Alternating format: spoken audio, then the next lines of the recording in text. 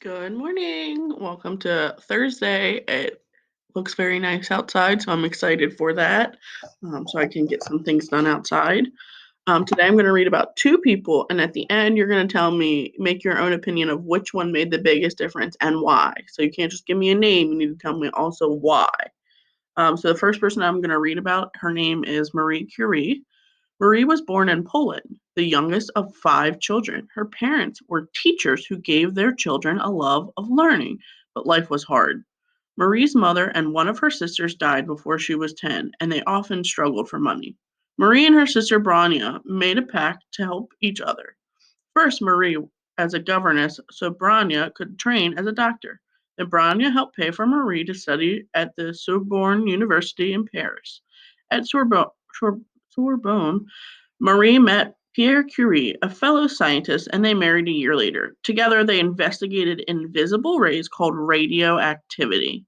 They also discovered two new elements on the periodic table of elements, that is. But they didn't realize that the radiation from these elements was dangerous. Then, in 1906, Pierre was killed in a street accident. Marie was devastated, but she kept working hard and took over Pierre's job, becoming the first woman to teach at the university. She died from a disease caused by radiation. She and Pierre were buried in Pantheon in Paris, the resting place of France's greatest citizens. So she was known for the X-ray Award, and her quote is nothing is in life is to be feared, only to be understood.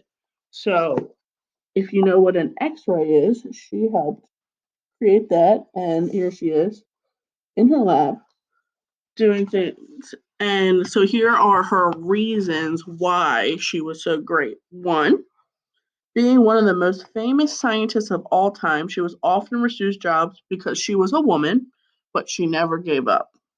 Two, for discovering two new elements on the periodic table, polonium and radium.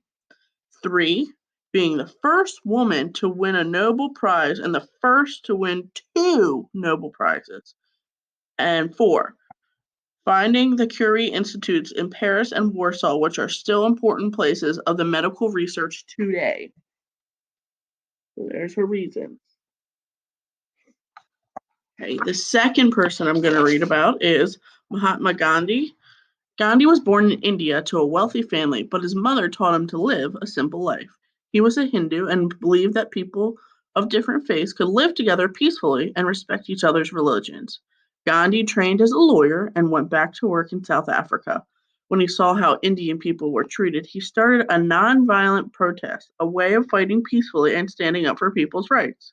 When Gandhi returned home, he led the fight for India's independence from the British Empire. So many people took part in the protest that it brought the whole country to a halt.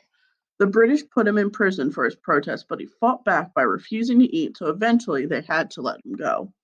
Gandhi soon became a hero in his own country. In 1947, Gandhi's campaign succeeded, and India became an independent country, so it was no longer ruled by British. But months later, he was killed by a man who was angry with him for arguing that people of all religions should be equal. Today, Gandhi is remembered all over the world as a great and peaceful leader. So the award they gave him was Be the Change Award. And one of his quotes is equal freedom for all.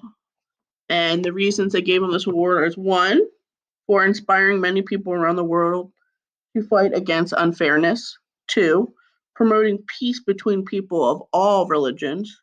Three, using nonviolent ways to fight for people's freedom, like protests. And four, showing that one person can change the world. Um, in South Africa, Gandhi began to live even more simply than before. He started dressing in a white cloth called a dahi. In 1914, he was given an honorific name Mahatma, which means someone who is loved and respected.